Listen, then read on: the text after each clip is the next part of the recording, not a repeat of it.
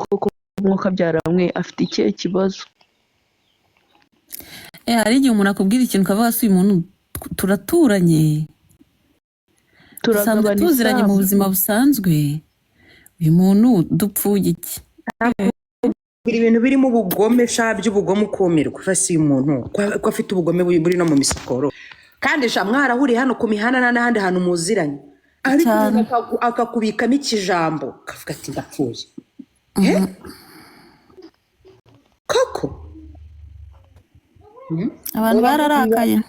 umva bajya bajya Jackie w'i Rwanda, bakaze umeze kurakarira ute? hano Nzamurira Jackie w'i Rwanda. Jackie w'i Rwanda ashobora kuba ari bize nta kizamuka ari hose ninde baba yokanda shasheri ntawe ni ukuri Jackie ni abantu baza hano bavuga ubusa ngo niba ngo turi kuvuga nabi ngo niba tugize gute narindi kubakatira narindi kukabamenera subize se ko nta mikino tukabamenera nyine bagakomeza urugendo bumva amatwi ameze neza buriya ubona bari abantu baje hano bakavuga ubusa buriya niduhurira hariya hirya hariya barimo baravuga nzababoroka shabo niba ari biruga bavuga ubusa n'ubundi ahagera kongera akavuga ikijambo kandi noneho ibaze baba we nako mwese ndabazi abantu mwese mwamvuze mukamvuga ubusa muri iyi minsi itambutse mwese ndabazi abantu mwansebeje mukamvuga ubusa bajya mbaboroka mva mwisengere muve mwitiku man va mwitiku shagira dusenga iki wowe hano turi mu masengesho senga none uri kuvuga iki waretse abantu none bakazana itiku niba nta sengesho rihari hayi gusa nzabibuka koko fofo ndabazi twiterera amatiku amasengesho yashize ariko nta nubwo basengera kwa Gigi ni ukuri urabesha muze abantu mufite itiku hano mwumva muri mudu y'itiku muzamuke undi dutikure hashya undi nari maze n'iminsi ntari mu itiku Umva rero mbabwire, iyi live twivugiraho ibintu byiza, iby'ubwiza, abantu bashaka gusa neza. Nimugora twivugira inkuru, ibintu by'amatiku ntago biba hano.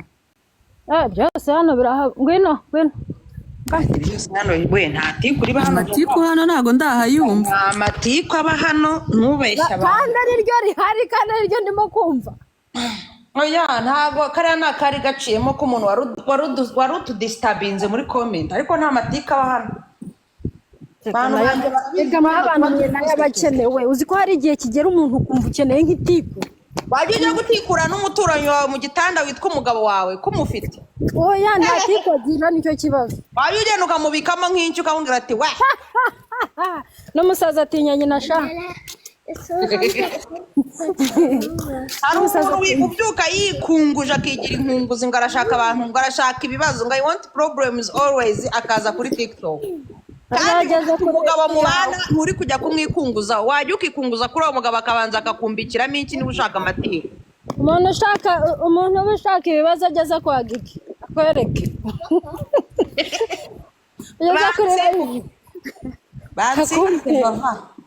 ibibazo iyo ubinzaniye nanjye nkuzanira ibibazo uhita umukurirayo n'ibyabo ibibazo usanganye mbikurusha noneho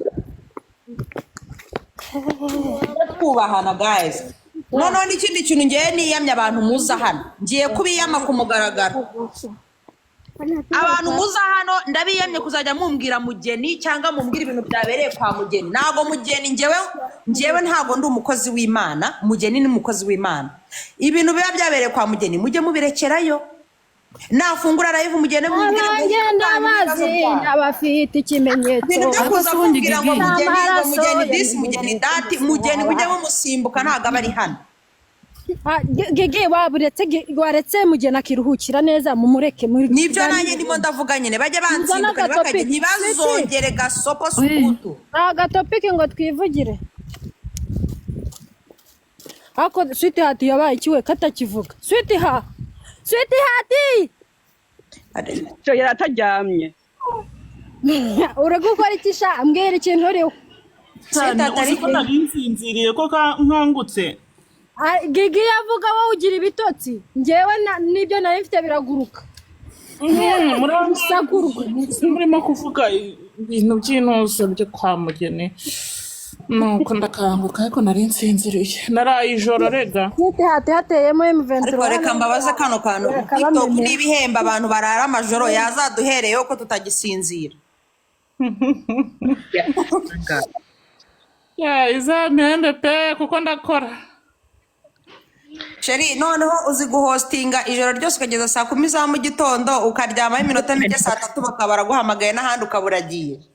Sigaye mpora ngewe navuye live saa 6 ariko kwa kunda agatotsi kanmereye nabi none saa 2 saa 3 ubu uri live ugiye amasangahe wowe izo saa uri kuvuga maze saa 9 saa 10 nibwo dufunga. twe saa 10 tuba turi ku muhanda.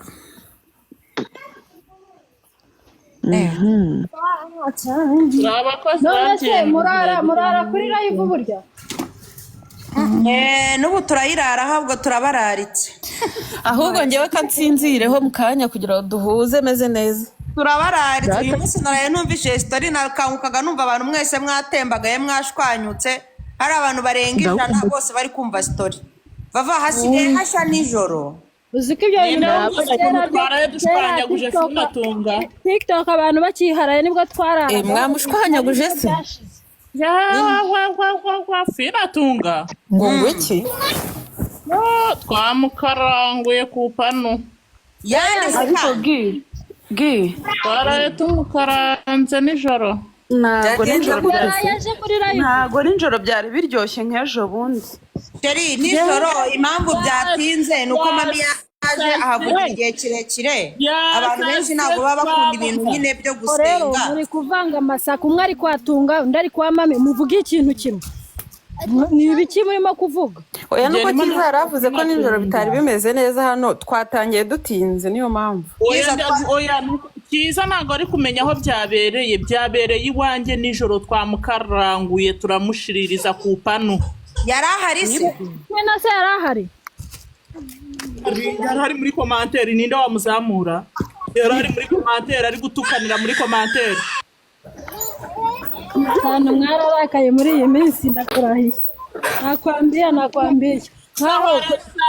Arasara ahita ajya gufungura yiwe. Arasara aratukana atangira kubishyira ku bantu mva batabigizemo uruhare. Tangira kubeshyira abantu. Ese wagiye unyisharingira nkaza nkirira sho.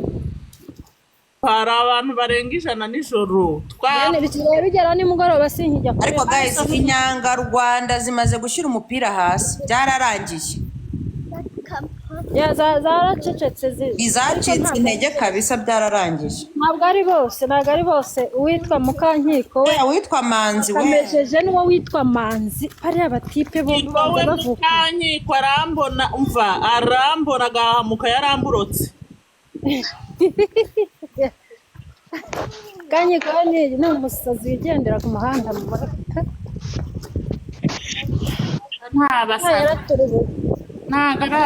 Kanyiko twaramumenenge na Vava kwa Fina arirukanka ava hasi ariruka ntiyagaruka. Ngebe ari abantu bose baje guherutse kuvugira kuri live yo kwa Ntunza. Uzi ko aherutse kuvugira kuri live yo kwa Chantale. Ngo bazabaze ngo inkotanyi zo muri Ntuza zo muri Denmark.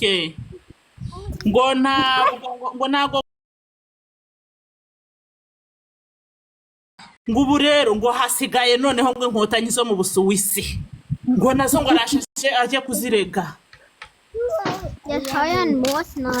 Aya n'abasazi baraho bavuga gusa bashaka. Twari turi kuvuga ko haje gushya nko mu masaa 6 z'ijoro. Hahiye haza abantu bagera hafi muri 200 ngewe ibitotsi biranyica mvaho abantu baraye bicaye. Hehe se kuyiherayo? Live yanjye. Wavuyeho basigara bivugira. Ntabwo nzi ko byagenda neza nk'ejo bundi. Ejo bundi rega twatangiye kare ariko n'ubu tuze gutangira kare dutangire nka saa 2 abantu Vava. Uzi ko dusigaye dukora live tukageza saa 10 za mu gitondo hari abantu 300 kuri hejuru. Kuri iyo live banze no kuryama. Gutangira kare nibyo byiza. Izo mbaraga muzikura hehe? Ariko waje kugenda hakiri kare. Umugabo aje zita mva kuri telefone. Okay tuba dufite inkuru tuba turi kuvuga ziba zimeze nk'ibisakuzo zimeze nk'ubuhamya zazimereye nka biriya yabaye mu buzima bwe cyangwa iby'ahandi hantu story Gigi urimo kuvuga ibiki? Urimo kuvuga ibyo gusenga? Urimo kuvuga ntabwo ari ugusenga ntabwo ari story yo gusenga ni story zisekeje ni story zisekeje z'imipuri z'ibiki ibintu byose nyine ega mujye muhaza mwumve Siti hati yasigaye waracyari ndamubwira ngo haba hari story uzaze Inyangarwanda. Uyu nguyu arimo kuvuga ibindi by'imipuri. Urumva nkavuga Inyangarwanda urumva ntabwo turi kubuza. oya twabyumvishije iby'inyangarwanda ukuntu bimeze twabyumvije ko mwakameneye fina ahubwo iyo ngiyo yari imeze nk'aho irangiye narindi gusubiza cyiza ibyo yari ari kuvuga ko asanzwe aza muri story yacu uyu munsi yaje nyine yumva ntibiryoshye aryamakaye ariko haje gushya nibyo narindi kumusobanurira rero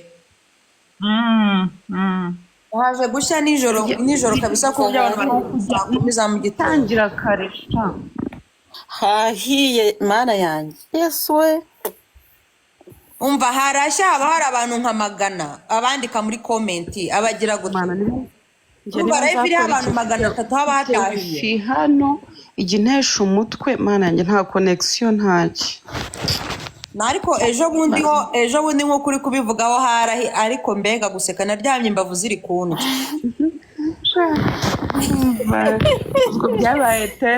byabaye terme kuri mugabo wanjye ati se wa muntu ntagaheruka ngewe se guhostinga yego ngo nayo story ya wa muntu sha yarasetse nda nko gupfa ngewe umugabo yarambwiye ngo aha ngo ubwo rero murimo muriga ngo abonye ishuri ariko mureke mbabwira abantu nabaharamagara n'ukuri ukaba uri kumwe n'umugore wawe n'umusheri wawe ukajya muri douche ukajya gusambana muri story zose zanyumije iraba yaranyumije iranyumye ndagagara ibaze vava ibaze guherekeza umugabo wawe muri salo mugiye agiye kwiyogoshesha yarangiza wa mukobwa urimo uramukarabya mu mutwe abantu bose ukabona barimo barumirwa bari kureba yo kumbe bari kwinyese wicaye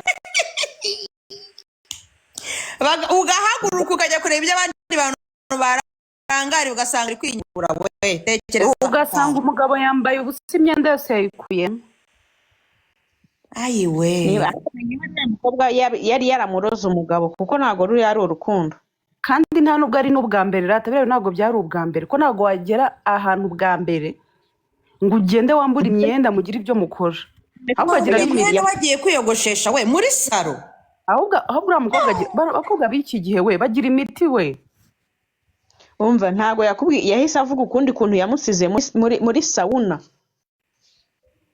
isabuna naho agasanga kabimye naho agasanga kabimye ubwiye ngo harimo n'abantu baba bararoze ntago wambwira ngo umuntu ngo baramureka ngo akore gutya na gutya ngo byakubaho ubwa mbere wenda ukihangana ariko ubwa kabiri aho ngaho ariho ni ukuri abakobwa bari hanze aha ngaha ahubwo muhaguruke musenge abafite abagabo muhaguruke musenge mutisengesheje kuko aba n'abakobwa bari hanze aha n'imiti bahagurutse hari n'igihe umugabo abikora ni ukuri atari nawe erega umugabo aba afite irari kandi biza umwanya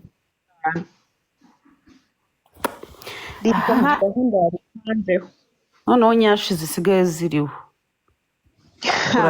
kuza kubivuga nimugoroba mu kanya saa 2 ndaba nshyizeho live muze kuza muhatera ikibazo cyawe se uratangira usinzira ahubwo ryama hakiri kare ngiye kuryama oya sha naraye nsinziriye n'ukuri nijoro kubera ko maze iminsi ariko naryama uzogora uryama saa 10 ukabyuka baguhamagara ngo garuka kuri live ayo ngo mureke njyame kare muze kuza hakiri kare kuri live yanjye saa 2 ubundi muze mwumva ibintu babiri kuhabera ujye utumira abantu b'umuriro hari igihe utumira nk'abantu oya abantu bari bahari n'umuriro uziko nijoro kubera story ya Jessica uziko Jessica yavuze tukarinda dusoza uziko ngiye ni cyambabaje ntumvishije inkuru ya Jessica ariyo nari nzi ko ya Jessica yasekeje abantu niyo yazanye abantu 100 hariya kuri pano kuko niwe wenyine wavuze birinda birangira ariko kandi ibaze ko ba Betty bari bahari na bande bose na ba Alvin bose bafite ibintu byo kuvuga ariko